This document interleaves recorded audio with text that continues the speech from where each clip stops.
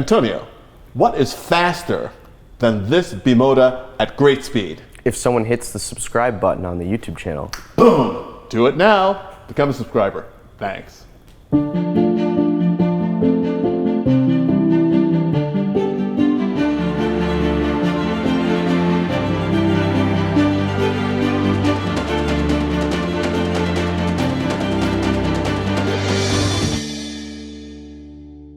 Hello and welcome back to the Audrain Automobile Museum and our exhibition, Technological Marvels, A Story of Evolution. For this part of our story, I'm joined by my good friend, Antonio Malegari. You said my name right this time. Indeed I did. And I'm joined by Antonio because Antonio has this very odd thing that he likes vehicles that are missing two of their wheels. I'm not quite sure why, but perhaps you can explain it to us, Antonio.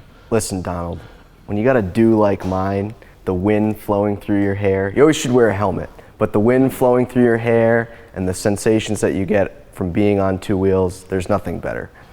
That's why I've always loved motorcycles, just watching them, because the wind just blows through my hair just looking at a motorcycle. And in this show, we have chosen 4 motorcycles which are very, very, very interesting.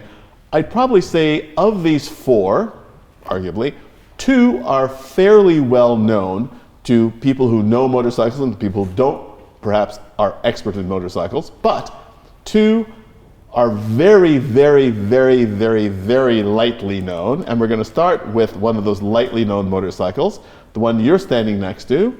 And it's this wonderful Suzuki, and one of my favorite technological marvels of the 20th century in terms of motive propulsion is the Wankel rotary engine. And how many people know that there were actually Wankel rotary motorcycles? Well, Suzuki was kind of out of the big Japanese manufacturers, they were really the ones that took the Wankel technology and utilized a rotary engine in a motorcycle. Yamaha and presumably Honda and some of the other manufacturers wanted to do it, but ultimately they decided that it was too complicated. But Suzuki went ahead and created this rotary engine motorcycle for the road. It looks a little odd when you look at it. It doesn't look like a conventional engine, as it's not, being a rotary engine, but it is pretty beautiful in its own way. It is designed by Giugiaro. I know that maybe you didn't want to talk about that, but I had to bring it up. Thank you very much. This is Antonio's very last video on the Audrain Museum Network. We've enjoyed having him here. No, just kidding.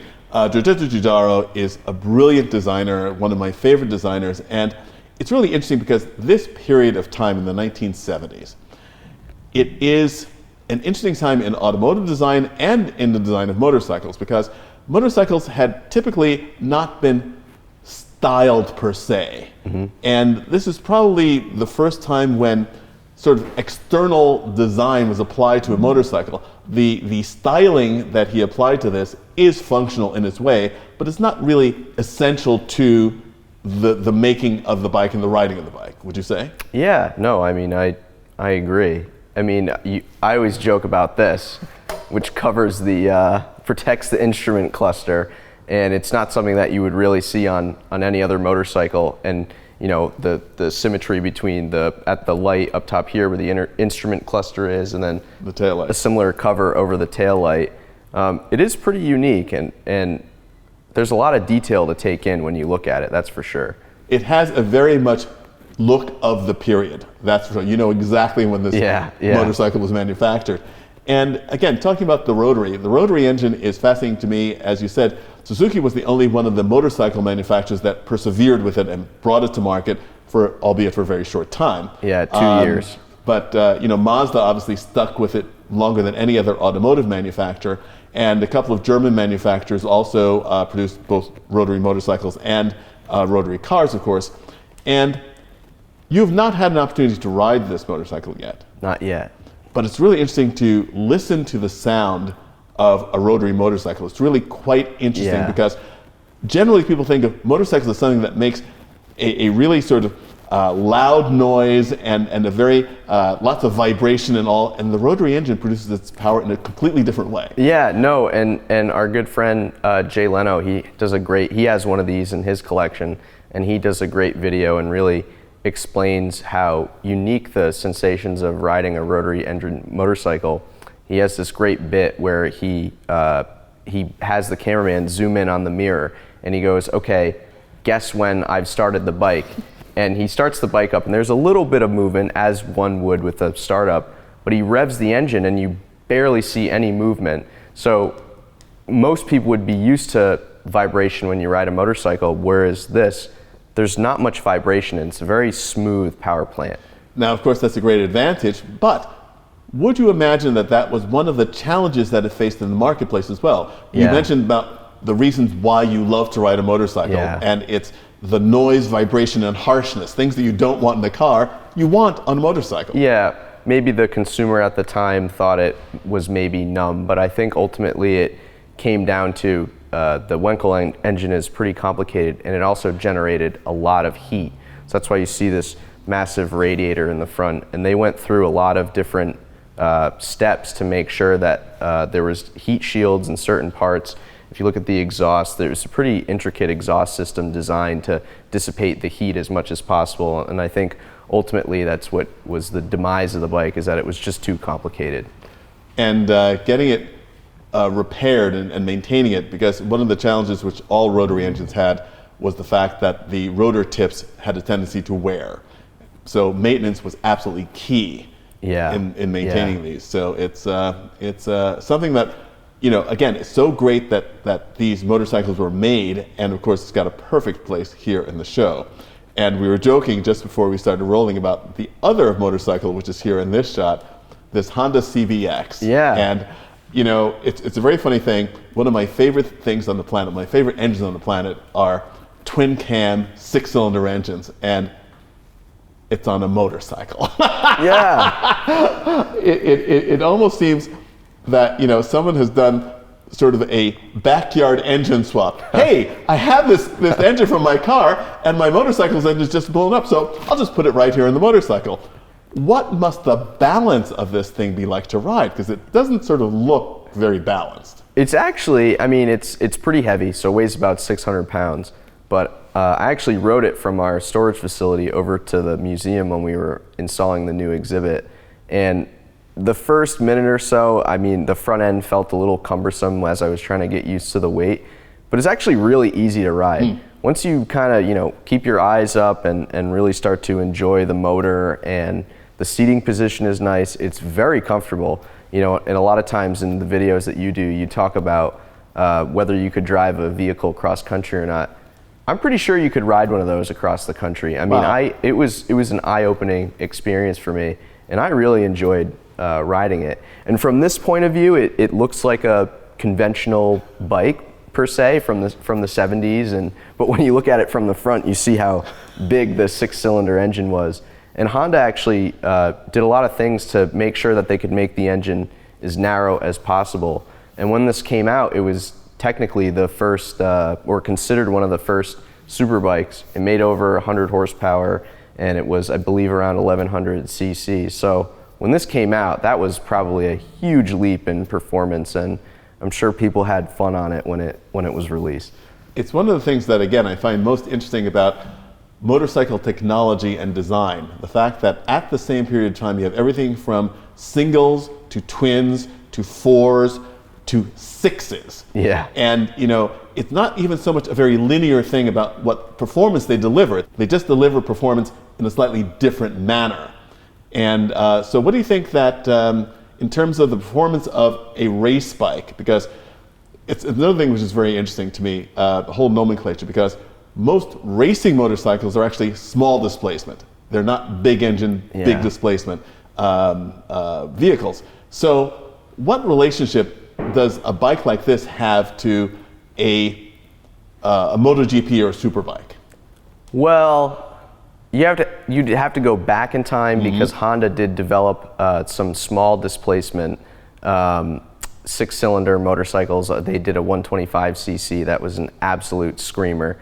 But I think ultimately the manufacturers realized that with a 2-cylinder or a 4-cylinder, they could make a motorcycle you know, have a lot of power, but also keep it lightweight, because with the racing vehicle, you want the vehicle to be light as possible. And unfortunately, with the 6-cylinder motor, you have a lot of extra weight that you're carrying around. So I think that's probably why they decided to go that route.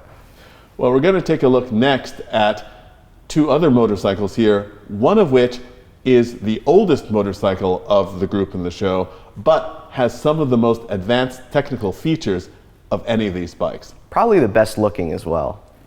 Certainly. Let's look.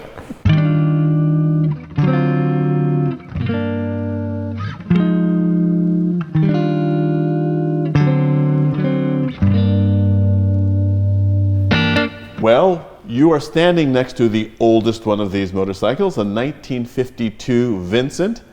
And it's really interesting because this is, by any measure, one of the great classic bikes of all time, and also something that really sort of speaks to a sunset period when, you know, British motorcycles still sort of owned the market and still led the market, but that wouldn't continue for very long.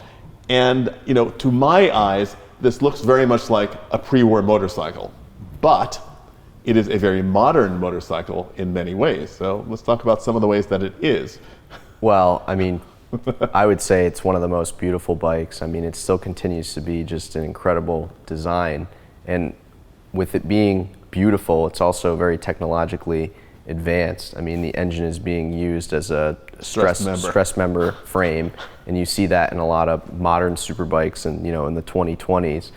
And you know, dual brakes up front and dual brakes in the back. They understood that, yeah, motorcycles can go fast. This would go 150 miles an hour, but in order to get to 150 miles an hour, you probably want to get back down to 0, and you want to be able to stop. So they at least understood that you needed to have the stop with the go.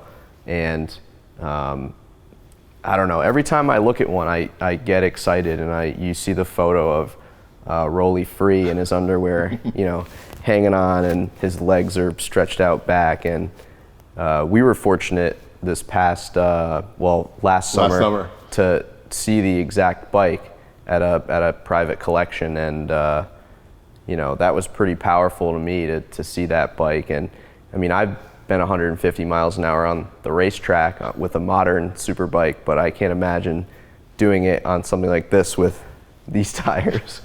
Well, you know, it's also very interesting too, because it really speaks so much to the fact that technology really moves things forward. The go-stop ratio is something that was really not very well understood or appreciated, quite frankly, until the 1950s. Yeah. Manufacturers made motorcycles go faster and faster and faster, but, you know, whether it was because of a lack of traffic on the roads or the idea that, well, if you get in over your head, you'll just sort of roll off the bike and everything will be fine. Well, your leather cap, which was used as a helmet, that'll protect you. Exactly. You'll be fine, no problem. And it's so funny because for certainly so many pre-war motorcycles and a lot of motorcycles in the 1950s, the shape of the frame defines the design of the bike. Yeah. And to realize that you have this engine just sort of hanging off of the top is just absolutely astonishing. And I didn't really notice it until it was brought to my attention, and now I can see nothing else. Yeah. Well, I think that might have been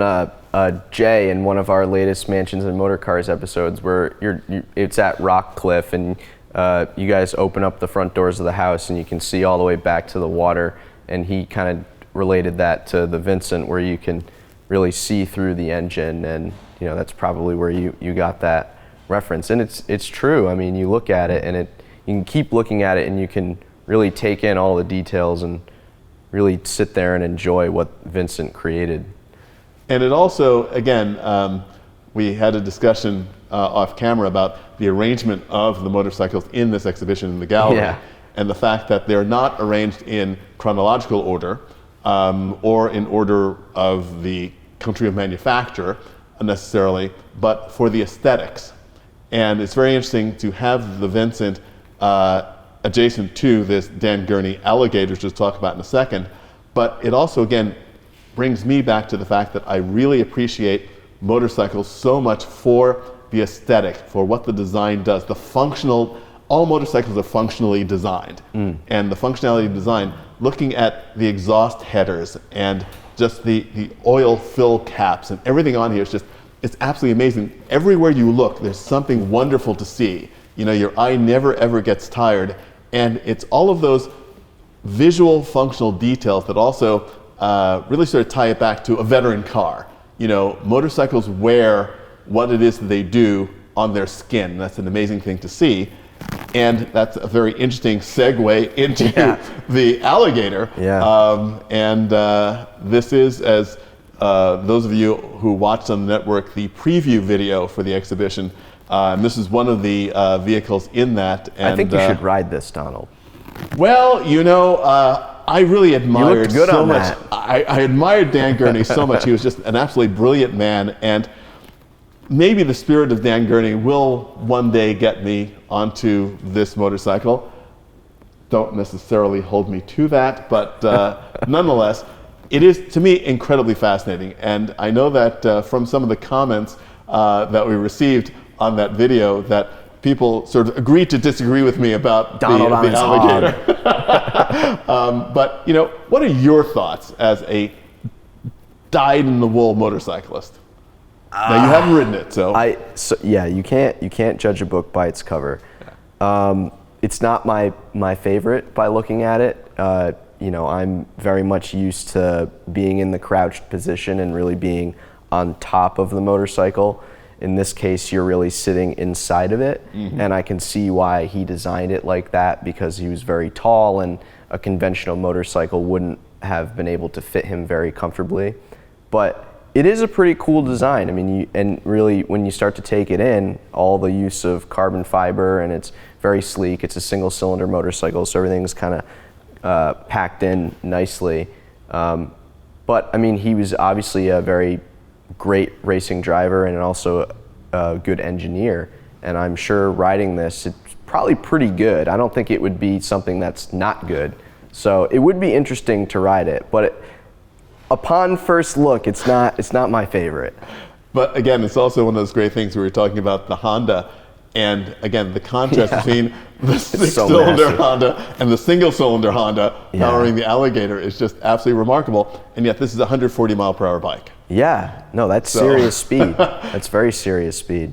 It is a sensational thing, and we'll certainly put it in this video as well. But in the preview video is a wonderful video of Dan Gurney riding this up the hill at the Goodwood Festival and he's moving Speed. In that too. Absolutely, and it is also something that this motorcycle also reminds me of some of your favorite motorcycles. The way that the fairing, especially fairing in the headlights design, it's very Ducati-esque.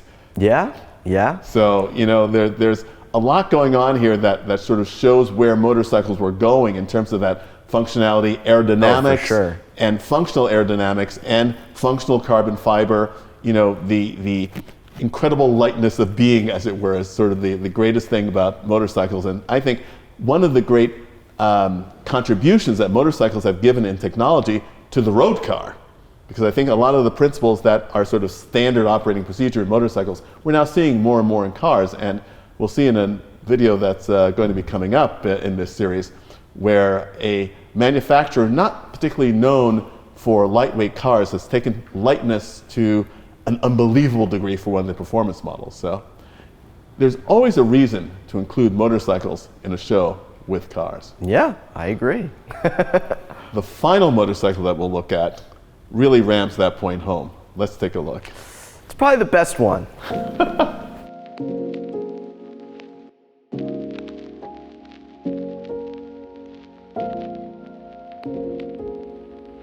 The last motorcycle in our exhibition is this one. I can't imagine why. This Bimota Tesi 3D, and it's very interesting. We were talking about the Vincent and its absence of frame. This is all about the exoskeleton of this motorcycle and the way it presents itself. But again, it's very, very functional. It appears to be functional. Yeah, and you know, Bimota has been famous for so many years for utilizing the guts of a manufacturer, in this case using a Ducati engine, or whether they use a Suzuki engine or a Honda engine, and then they create this beautiful yet functional frame and fairing design, in this case half fairing design, and they look like the most crazy bikes on the road. And I'm sure as people come into the gallery and they round the corner and they look at these two Porsches in front of us and then they look at this, I mean, this is probably something that not many people have seen, and it's a beautiful design. A tremendous contrast indeed from the Porsches. And what is so interesting to me, and we were having this discussion before about this this single arm design in the center steering hub. Yeah. And we had the exhibition here in the museum, Balance and Power, the World on Two Wheels, 1885 to 1995. And there were some similar, but not like this at all, power delivery systems used on very early motorcycles. And so it's really interesting to see this idea of a single arm coming back after 90 or 100 years. Well, the center hub design, I mean, Bimota wasn't the first manufacturer to do it. There were a couple other ones in the 20s and the 30s that kind of tied their hand at this. And they really started Bimota really started utilizing this technology in the 90s with the Bimota Tesi 1D, which is a full faired bike. And upon first glance, when you look at it, you don't really see the suspension design that they did. It's kind of all tucked away. And the 2D and then the 3D, which are more similar in terms of their design, you really see how the suspension works and the different control arms that move. And you know, a lot of times, and I'm going to invade your space here, people will come in and be like, "Oh, how does that work?" which is pretty funny. Magic. Yeah, it's totally magic. But underneath, it actually has an air-powered shock, which is on the inside, which is kind of covered behind the exhaust system. Later versions actually utilized a conventional rear shock that you would have on most motorcycles. And I haven't ridden one, but from what I've heard, the first couple minutes that you get on one, it's very odd because with gravity, with a conventional motorcycle, when you roll off the throttle, your weight and everything is going to shift forward, but that doesn't happen here. So if you apply it to racing, you can actually go deeper into the turn because it's handling the weight transfer better in this unique design. And of course, one of the things with the suspension done in this way, much like on a Formula One car, where the springs are not vertical at all, they are horizontal. Yeah. And so it's not surprising at all that they would use a system like this. And also, it's really interesting that obviously this has got to be a very expensive solution. So this is not something that they would use on a popular priced motorcycle. Yeah, very true. And you know, I always like to relate it to racing. It hasn't really been used that much in MotoGP or World Superbike, but in the 90s, there was a gentleman and a racing team that actually used a center hub steering design with Yamaha at the Isle of Man TT. But I think ultimately the reason why these companies don't utilize this in the top level of racing is because if you were to crash, and there are several riders that will go out and they'll crash in every single practice session, the qualifying sessions, and then they go on to win the race, but they come back into the garage and their team rebuilds their bike really quickly. This would take a long time to get calibrated properly, and you might bend the frame, and it ultimately it's probably just too complicated to use in racing. So. But we're very glad that they took this technology, and also one of the things that we mentioned before with the Alligator, and another thing that I really admire about motorcycles is the fact that you don't often see, if ever, carbon fiber dress-up kits on motorcycles. Yeah. The carbon fiber is there to save weight and for a functional purpose. And it's just great to see, again, how all the materials that are used, the lightweight casting of the aluminum and other light alloys and the carbon fiber, and it's just so wonderful to see how that actually functions on it, and to have it all right out there for you to watch is just magical. I know. It definitely excites me, and makes me want to jump this thing off this box and take it for a spin, see how fast I can go on it. Well, we'll see if we can somehow make your dream come true at some point. Maybe. Someday. Well, thank you all for joining us for this look at motorcycles in our exhibition, Technological Marvels, A Story of Evolution. We'll be back with a few more videos highlighting some of the other cars in the exhibition, so we hope you'll join us right back here on the Audrain Museum Network. Thanks for joining us. See you soon.